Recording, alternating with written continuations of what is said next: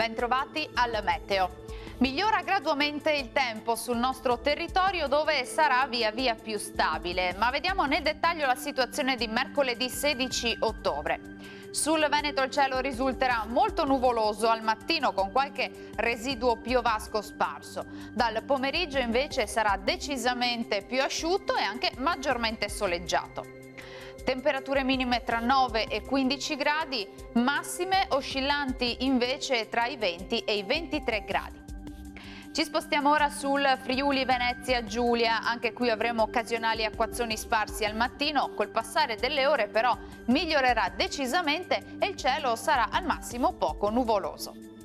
Temperature minime tra 13 e 18 gradi, massime tra 19 e 21 gradi. Situazione sostanzialmente simile anche sul Trentino Alto Adige con ultimi temporali, specie sui settori di confine, e poi sarà via via più asciutto dappertutto. Temperature minime tra 10 e 12 gradi, massime tra 21 e 22 gradi. Dal meteo per ora è tutto, io vi do appuntamento al prossimo aggiornamento. Arrivederci.